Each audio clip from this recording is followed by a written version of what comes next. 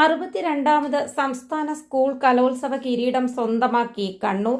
952 point നേടിയാണ് 23 വർഷത്തിന് ശേഷം കണ്ണൂർ സ്വർണ്ണക്കപ്പിൽ മുത്തമിടുന്നത്.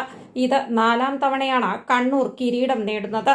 മുൻ വർഷത്തെ ചാമ്പ്യന്മാരായ കോഴിക്കോടിന് ഇത്തവണ അവസാന നിമിഷം അടിപതറി. വെറും 3 പോയിന്റുകളുടെ വ്യത്യാസത്തിലാണ് കോഴിക്കോട് കിരീടം കൈവിട്ടത്. 949 പോയിന്റ് കോഴിക്കോട് നേടി. ഇത്തവണ പാലക്കാടാണ് മൂന്നാമത്.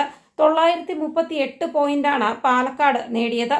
കൊല്ലത്ത് നടന്ന കലോത്സവത്തിന്റെ സമാപന സമ്മേളനത്തിൽ മമ്മൂട്ടിയായിരുന്നു മുഖ്യാതിഥി. ഈ വർഷം ഹൈസ്കൂൾ വിഭാഗം സ്കൂളുകളിൽ പാലക്കാട് ജില്ലയിലെ BSS ഗുരുകുലം HSS ആലത്തൂരാണ് 1ാം സ്ഥാനത്തെത്തിയത്. 244 പോയിന്റാണ് സ്കൂളിനെ ഒന്നാമതെത്തിച്ചത്.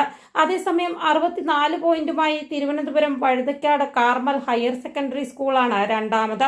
ഹയർ സെക്കൻഡറി വിഭാഗത്തിലും ആലത്തൂർ BSS ഗുരുകുലം ഹയർ സെക്കൻഡറി സ്കൂൾ തന്നെയാണ് 1ാം സ്ഥാനത്ത്.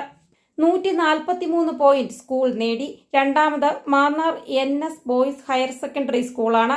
കിരീടത്തിനായി കോഴിക്കോടും കണ്ണൂരും തമ്മിൽ ഇഞ്ചോടിഞ്ച് പോരാട്ടമാണ് നടന്നത്. കോഴിക്കോടിന് 896 പോയിന്റും കണ്ണൂരിന് 892 പോയിന്റുമുള്ളപ്പോഴാണ് അവസാന ദിവസം മത്സരങ്ങൾ ആരംഭിച്ചത്.